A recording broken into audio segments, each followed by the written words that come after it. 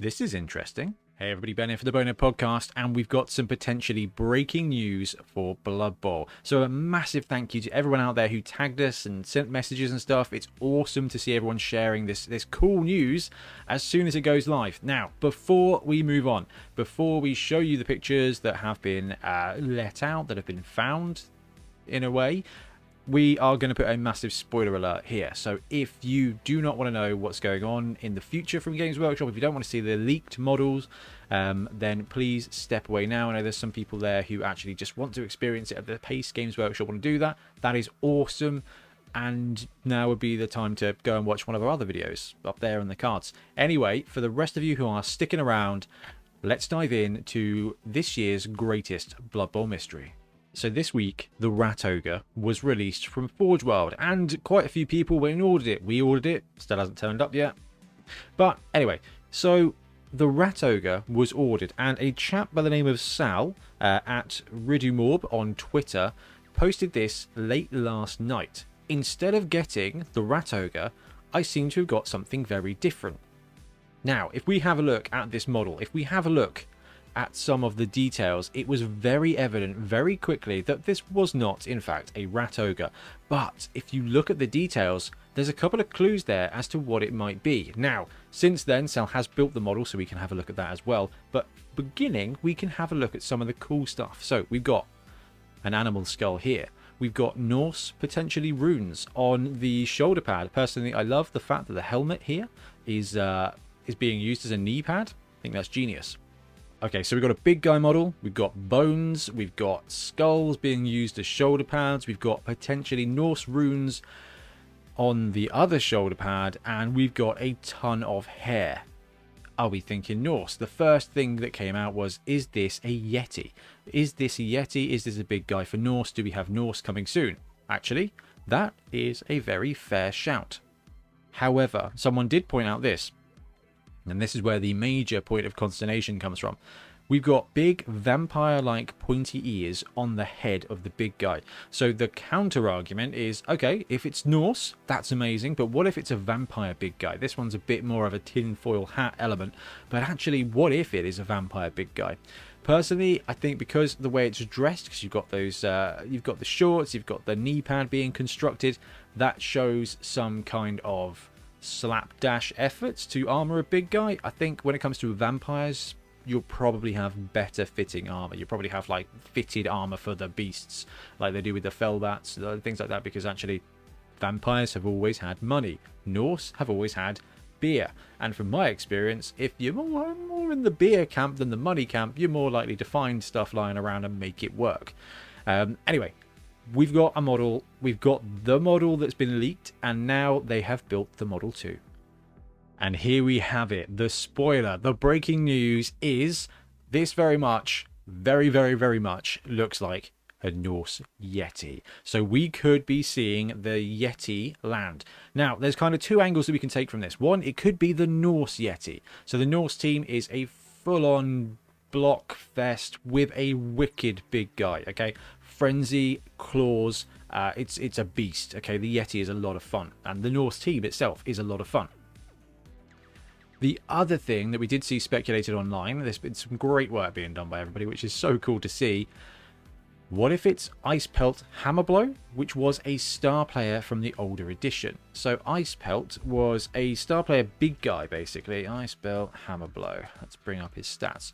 I mean, the model itself is very cool. If you look at this, if this is a 40mm base, then actually, I don't know if he's massive. He's got a big torso. This is more akin to a werewolf, I think, in style. Like, if you look at the fact he's still got his ripped shorts on and stuff like that, it's got that werewolf vibe, but the face and the claws, definitely Yeti. Definitely kind of fits into the Games Workshop. The Ogre Kingdoms kind of... Yeah, the Ogre Kingdom's Gorger kind of vibe, like these are wild men, these are wildlings, which is cool. They've got with a Yeti that's more of a human style than a like straight up Minotaur beast style. Anyway, Ice Pelt Hammerblow was move 5, strength 6, edge 1, armor 8 in the old edition. So what does that correlate to now? Movement 5, strength 6, edge 5 plus, passing probably nothing, armor 9 plus, loner, claw, disturbing presence, frenzy, regen, Thick Skull, and Loner. So Ice Pelt was basically a Strength 6 Yeti, and that was fantastic. So this provided a massive piece of strength. Now, if you look at the way the star players line up these days, if the Norse do come back, I don't know. I assume they're not going to end up being Chaos teams. They weren't in the old edition. They were a human faction. They were like more akin to the Empire and things like that. So I wouldn't be surprised if we saw the Norse come back and they got the Old World Classic star players. So let me rephrase. This guy, if he lands, will come back, and it's potentially, instead of having the Chaos keyword, they'll have the Old World Classic keyword, which means a Yeti, this Yeti, if it is Ice Pelt Hammerblow, could be used on a human team, could be used on an ogre team, could be used on an absolute ton of teams. So, really interesting one, but I mean, it's really wicked to see this. Whether you feel great about spoilers and leaks or not, I don't know. It is tough, but the biggest bit of this conspiracy is whether they've leaked this on purpose, whether someone's been disgruntled in the post room, or they've done the whole potato cam thing and they've sent out a model that they shouldn't have got, an early released model. Really interesting one, and I really hope that when my Rat Ogre does turn up, we actually get this model instead, because it would be cool to do a sort of unboxing review of it. But it's really cool to see. We've got a Yeti. This definitely to me is signs of a Norse team, or at least of a Norse star player. So even if they don't launch the Norse team yet, I think this is a very good indicator that Norse are coming, and they've been mentioned a couple of times too. So I think we can say that this guy is most likely to be the Yeti for the team. So what does that mean for timelines? Well, we have no idea when it comes to Games Workshop, when it comes to their release timelines and things like that. They do seem to be on an absolute binge when it comes to star players and stuff from Forge World at the moment. I mean, we've seen like 7-8 releases in the past few months, which is more than they've done in the past year, basically, together.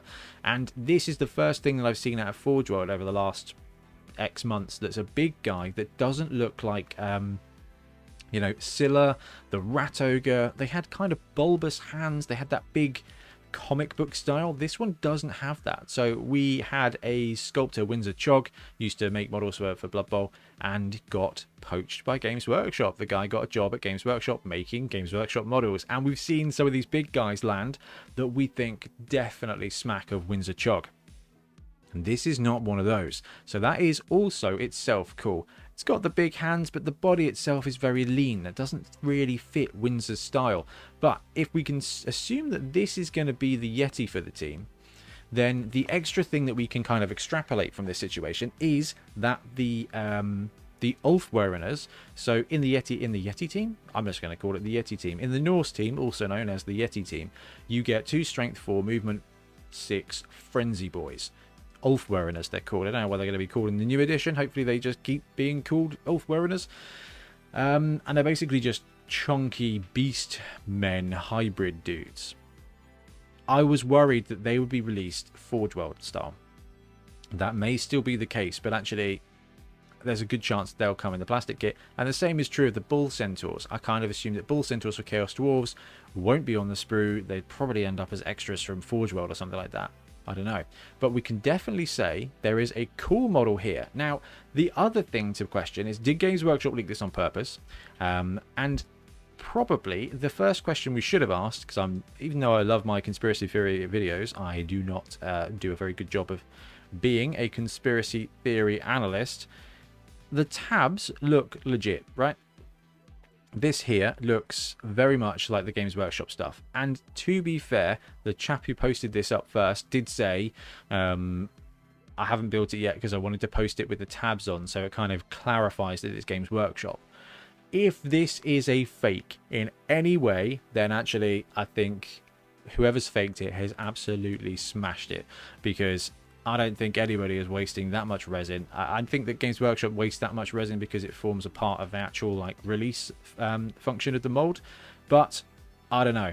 Anyway, to summarize, we have had this leaked, it's built, it's probably a Yeti. Let me know in the comments whether you think it's Norse coming, whether you think it's vampires coming, or whether you think it's Ice Pelt Hammer Blow. I might have to put a poll up. Anyway, guys, thank you very much for watching. We'll be back soon with more Blood Bowl content.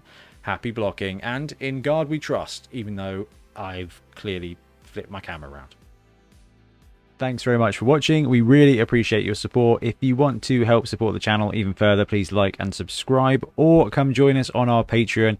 We have early access to content. We get loads of feedback from you guys, and we try and do competitions as much as we can. Or you can get yourself some Bonehead podcast merch on our Spreadshirt site. So if you want to support a team, especially for the Bonehead Championship, you can pick up a shirt, a mug, things like that. It all helps support the channel, and we really appreciate it.